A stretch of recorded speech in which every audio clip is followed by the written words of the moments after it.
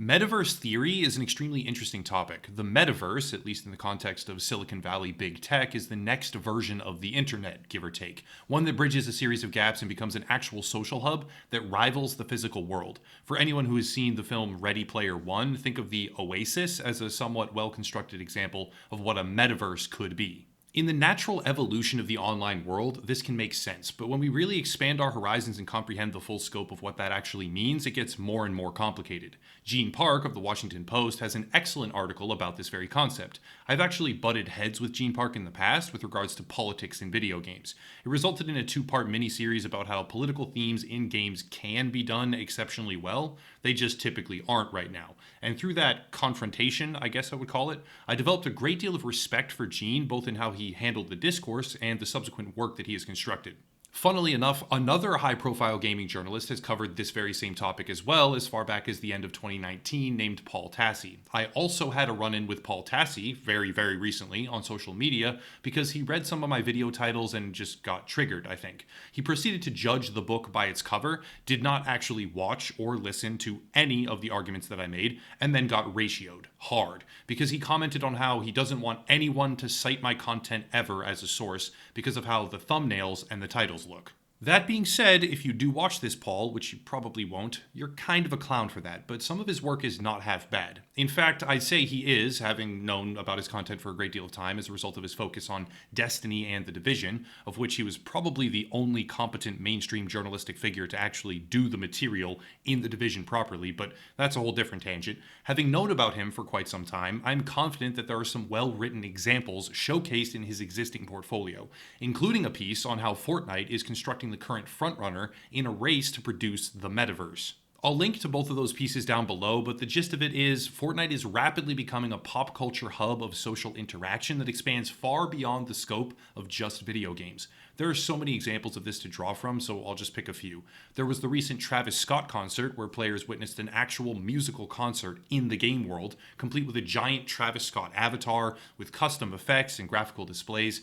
There was a Star Wars exclusive reveal trailer in-game, which saw unique moments from the film meshed into the Fortnite universe with custom aerial shows and avatars of Emperor Palpatine and J.J. Abrams. There has also been a concert by the performer Marshmello, which was similar in concept to the Travis Scott display, but shows that the game is no longer just a battle royale. It is becoming an interactive hub that bridges the gap between video games, movies, and the rest of the entertainment universe, all under the umbrella of their in-game world. However, this may sound like an amazing thing to achieve up until it isn't anymore.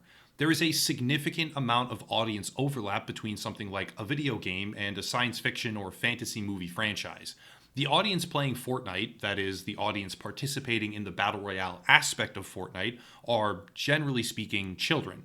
That same age bracket is also fairly susceptible to the appeal of Star Wars films, for example, especially with the format and effects that are being produced right now by Disney. The overlap here is extremely profitable. Custom skins and items in the game world, special retail toys for different physical stores, and then in-game advertising and reveal content for the film franchise within the game world itself.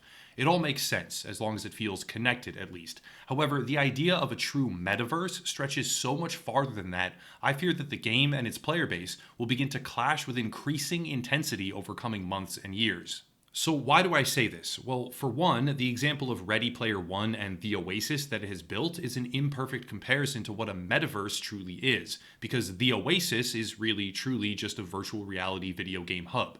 It's a video game hub that has become popular with seemingly everyone on the planet in that film, but it is still mostly just a video game hub.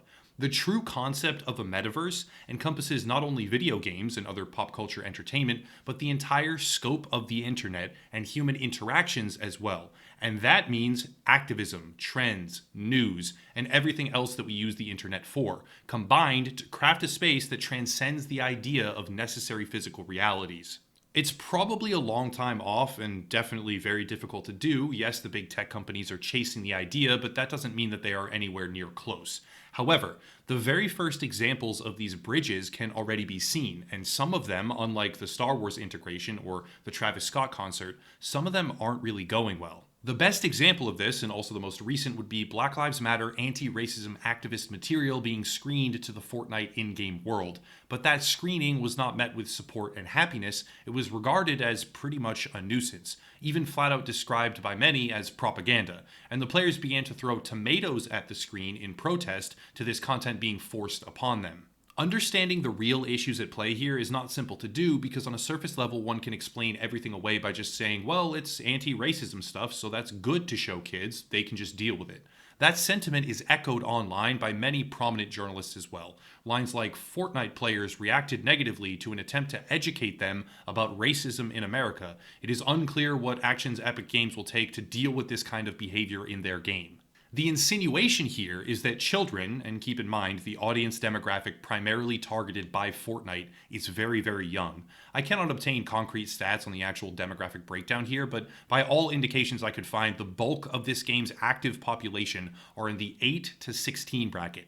The insinuation here is that children who reacted negatively, which just means throwing little digital tomatoes at the screen while being shown intense footage, which contained graphic violence, by the way, news material, and other forms of content that are outside the confines of what should be shown, both legally and morally, to children by a cartoon video game. The insinuation is that they should be punished for throwing their digital little tomatoes, that they should, despite their age and the invasive nature of this activist material being pumped into their game, they should be forced to watch this, to understand it, to only interact positively with it, and that all of this is not only acceptable, it is justified and necessary. It's not just that. They were screening a rap song by Lil Baby, whoever that is, which talks about shooting protesters with rubber bullets and all sorts of other current events topics in the midst of a countrywide crime spree and civil unrest, which was thrust upon the children playing Fortnite. And when you think of these events within the construct of a metaverse, it starts to become clear that the evolution of Fortnite from a cartoon battle royale game, which is really all it was for a very long time, to a social hub that bridges the gap between entertainment and wider topics, that is not going to be a smooth transition. A lot of the friction is going to center on escapism. Players often participate in video game worlds to escape the tragic, overwhelming, and often depressing realities of the world around us, especially in 2020, because this year is an unmitigated disaster, to be totally honest.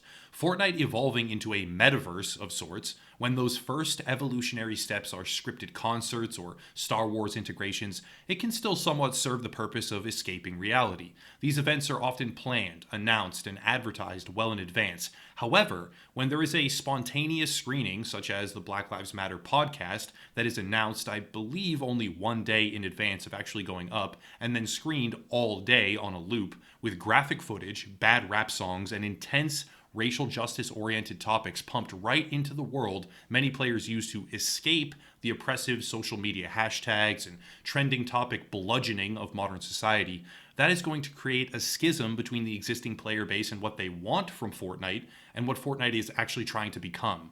Now, I won't sit here and say that one is unilaterally better than the other. If Fortnite, facilitated by Epic Games, their creator, is attempting to evolve, then that's their choice. But that evolution is, without any doubt, going to cause backlash in the community. It is going to be painful, and the more they stray away from a confined set of overlapping topics and entertainment events, the more it's going to become clear that a metaverse is a fundamentally different thing than simply being one of the world's most popular children's video games. I would compare this in the most basic way imaginable, keep that in mind, to a transition between topics for a YouTube channel. I myself went through it not too long ago. I used to cover one single video game, The Division.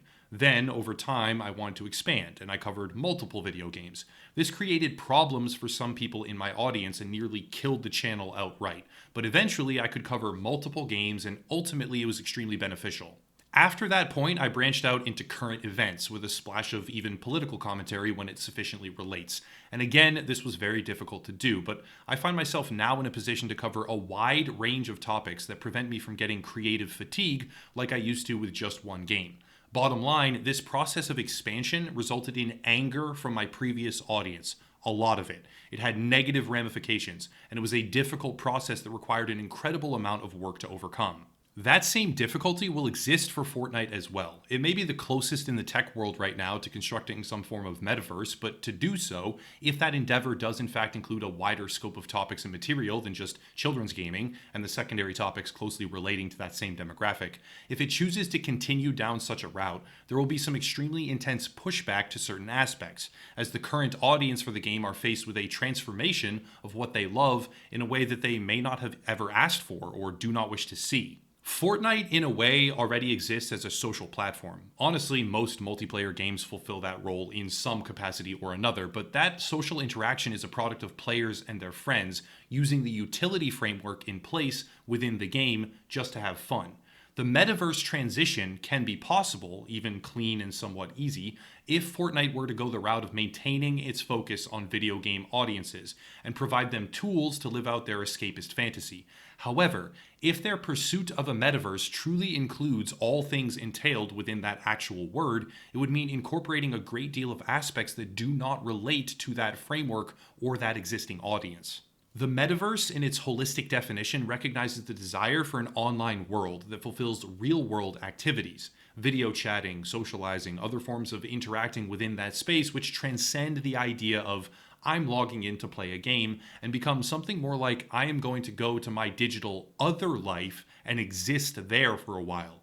To make this happen in any real sense, Fortnite has to grow, and that growth might not be smooth or comfortable for those already invested. I cannot say whether or not I picture this type of political messaging or activist material becoming normal in the game, but the fact that it did happen on July 4th of all days, and the response to the simple act of literal children throwing digital tomatoes at a screen as a joke were so severe by so many different corners of the internet, I believe it indicates a growing divide between player and publisher with regards to how these digital spaces should be built and what they should be used for. Fortnite may very well become a frontrunner in the pursuit of constructing some form of metaverse, but that won't quite be as simple as many people currently expect.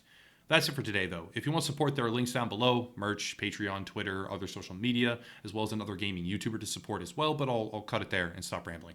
As always, thank you all for watching, and have a nice night.